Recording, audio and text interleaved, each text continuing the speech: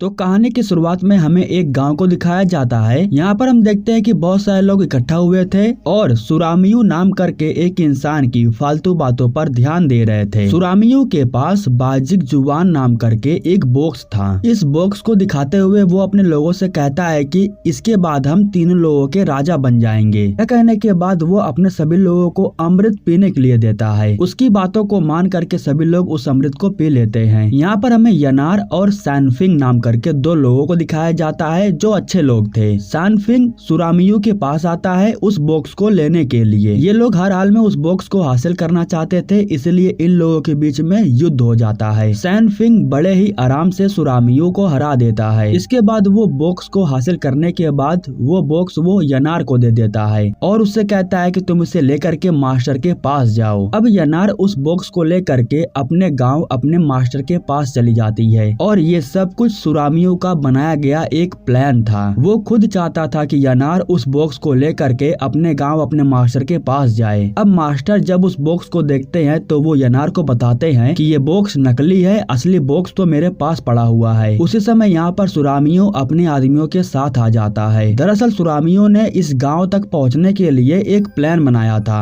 और वो कामयाब भी हो जाता है। अब इसके बाद सुरामियू अपने लोगों के जरिए इन लोगों के बीच में युद्ध छेड़ देता है। फाइट के दौरान जो मास्टर थे वो यनार को लेकर के एक घर के अंदर चले जाते हैं। उन्हें पता था कि सुरामियू किसी भी हाल में बाजिक जुबान बॉक्स को हासिल करके रहेगा। इसी वजह से मास्टर बॉक्स निकाल करके यनार को दे देते हैं और उसे यहाँ से भगा देने के बाद वो सुरामियू को रोकने के लिए खुद यहाँ पर रुक जाते हैं। सुरामियू अपने योद्धाओं के साथ अंदर आ जाता है और मास्टर से वो बॉक्स मांगता है, लेकिन मास्टर वो बॉक्स नहीं देते हैं और इनके बीच में युद्ध शुरू हो जाता है। ठीक उसी समय यहाँ पर मास्टर को मारने के लिए सुरामियू के पिता जोंगलिन आ जाते हैं जो मास्टर को बड़े ही आराम से मार देते हैं। मास्टर की मौत हो जाने के बाद जोंगलिन अपने बेटे सुरामियू से कहता है कि फौरन जा करके उस बॉक्स को मेरे पास लेकर के आओ। अब इधर में सैनफिंग को दिखाया जाता है जो अपने मास्टर के पास था। यहाँ हम किंगिन नाम करके एक लड़की को देखते हैं जो सैनफिंग से प्यार करती है। सैनफिंग के शरीर में जहर जा चुका है, इसी वजह से किंगिन बहुत ज्यादा उदास है। मास्टर कहते हैं कि फिक्र मत करो, वो जल्द ही ठीक हो जाएगा। तभी यहाँ पर यनार बॉक्स को लेकर के मास्टर के पास आ जाती है और वो पूरी बात मास्टर को बताते हुए बॉक्स को दे देती है। यनार ये भी बताती है कि सुरामियू किसी भी वक्त यहाँ पर अपने लोगों के साथ आता ही होगा। हालांकि इस समय सैनफिंग की हालत ठीक थी, लेकिन उसके शरीर के अंदर जहर अभी भी है और अगर सही समय पर उसके शरीर से जहर को नहीं निकाला गया तो उसकी मौत भी हो सकती है। अब कुछ समय के बाद सुरामियू इनके गाँव में आ जाता है और वो अपने लोगों के साथ इनके गाँव पर हमला करके बहुत से लोगों को जान से मार देता है। इनको मारने के बाद सुरामियू जैसे ही बॉक्स को लेने के लिए अंदर जाता है तब मास्टर उस बॉक्स को उठा करके यनार को वापस दे देते हैं और इन सभी लोगों को यहाँ से जाने के लिए कहते हैं। हालांकि मास्टर इन लोगों से फाइट करने के लिए यहीं पर रुकते हैं। मास्टर देखते हैं कि फाइट के दौरान उनके गांव के बहुत से लोग मारे जा चुके हैं। इसके बाद सुरामियू और मास्टर के बीच में फाइट शुरू हो जाती है। हालांकि ये फाइट मुकाबले की हो रही थी, लेकिन इस बीच सुरामियू चीटिंग कर लेता है और वो मास्टर को जान से मार देता है। इधर सैनफिंग भागते हुए काफी दूर आ गया था और सामने की तरफ सिर्फ खाई थी। मतलब कि इन लोगों के पास अब लड़ने के अलावा और कोई ऑप्शन नहीं बचा हुआ था। जिसके बाद ये दोनों मिल करके सुरामियू के लोगों से फाइट करने लगते हैं। इस दौरान एक योद्धा किंगिन के पास आ जाता है, जिसकी वजह से वो खाई में नीचे गिर जाती है और सैनफिंग उसे बचा नहीं पाता है। हालांकि उसे इस बात का अफसोस बहुत ज्यादा हो रहा था। ठीक उस समय यहाँ पर सुरामियू आ जाता है और उसकी लड़ाई यनार के साथ में होने लगती है और वो बड़े ही आसानी से यनार के गले को काट करके उसे जान से मार देता है और अब इस तरीके से यनार की भी मौत हो जाती है। उसकी मौत हो जाने के बाद सुरामियू कहता है कि वो बॉक्स मुझे दे दो वरना तुम भी इसी तरीके से मारे जाओगे। लेकिन सैनफिंग को पता है कि ये बॉक्स कितना ज्यादा जरूरी है, इसलिए वो इन लोगों को वो बॉक्स नहीं देता है और खाई में जंप कर देता है। अब सुरामियू अपने लोगों को खाई के नीचे भेजता है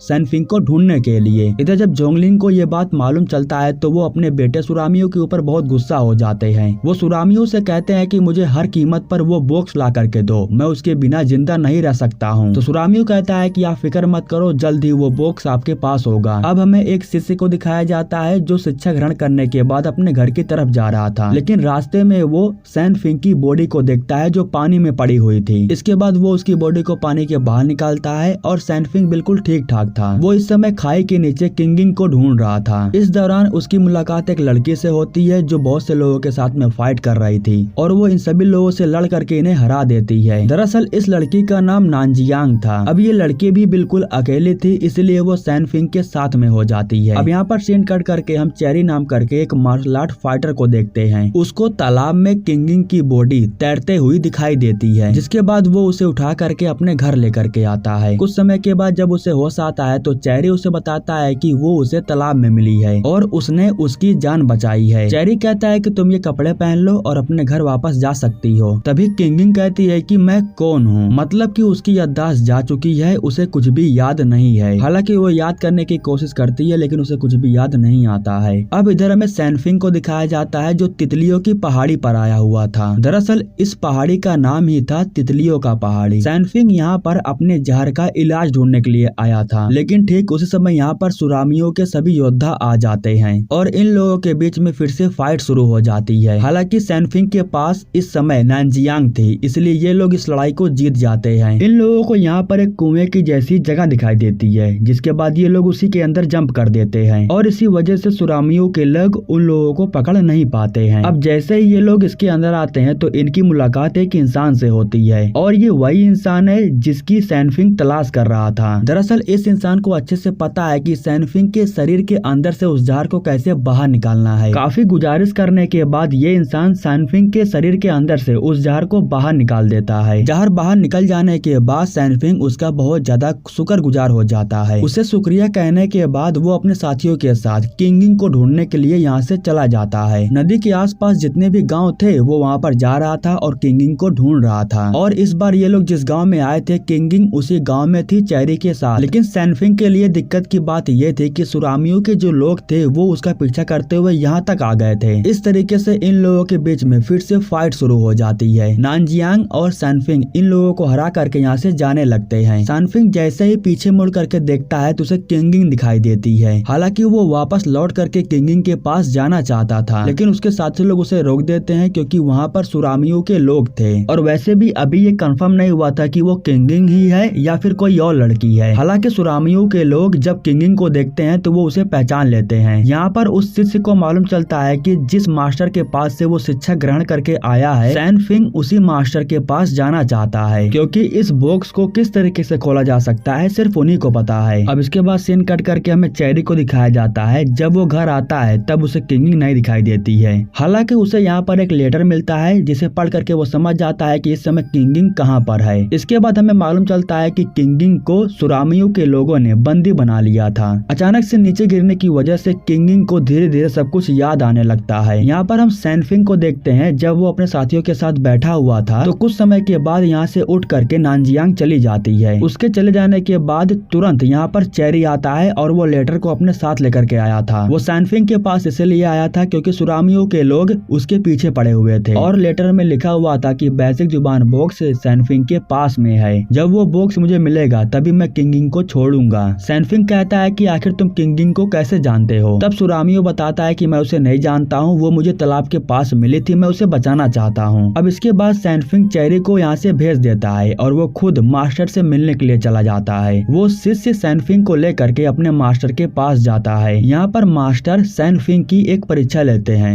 जिससे उन्हें मालूम चल जाता है कि सैनफिंग बिल्कुल सच्चा इंसान है, वो गलत लोगों का कभी भी साथ नहीं देता है। इसके बाद मास्टर उसे राज बता देते हैं कि किस तरीके से उस बॉक्स को खोला जा सकता है। मास्टर कहते हैं कि इसका सही इस्तेमाल करना वरना बहुत ही बुरा हो जाएगा और कोशिश करना कि गलत लोगों के हाथ में ये बिल्कुल भी ना जा पाए, वरना तुम्हें पता है कि तीनों लोगों में तबाही शुरू होने में ज्यादा समय नहीं लगेगा। अब सैनफिंग नानजियांग के साथ में जाने लगता है, लेकिन वो एक बार चेक करना चाहता था कि आखिर ये बॉक्स खुलेगा या नहीं। मास्टर ने जो सैनफिंग को बताया था उसी प्रकार से वो कोशिश करता है और बॉक्स खुल जाता है। वो जैसे ही खुलता है तो नानजियांग कहती है कि इसे सुरामियों के पास लेकर के चलो, तब तुम किंगिंग को बचा सकते हो। यह कहने के बाद सैनफिंग कहता है कि तुम्हें कैसे पता कि किंगिंग सुरामियों के पास है? क्योंकि उस रात जब चेरी मेरे पास संदेशा लेकर के आया था तब तुम उस समय मेरे पास नहीं थी। अब ठीक उसी समय यहाँ पर सुरामियों अपने आदमियों के साथ आकर के पहुँच जाता है और तभी नानजियांग उस बॉक्स को छीन करके सुरामियों की तरफ भाग जाती है। दरअसल सुरामियों और नानजियांग ये दोनों भाई बहन हैं। वो तो बस सैनफिंग के साथ मिली हुई थी ये जानने के लिए कि उस बॉक्स को कैसे कैसे खोला जा सकता है। अब ये लोग बॉक्स लेकर के चले जाते हैं और सैनफिंग उनके लोगों के साथ में फाइट करने लगता है। वो एक एक करके सभी लोगों को मार देता है लेकिन बॉक्स को नहीं बचा पाता है। उस बॉक्स के अंदर जो पत्र रखा हुआ था सुरामियो उसे ले जा करके अपने पिता को दे देता है। उस पत्र को देखने के बाद जोंगलिन बहुत खुश हो जाता है क्योंकि अब उसे तीनों लोकों में राज करने के लिए शक्ति मिलने वाली थी।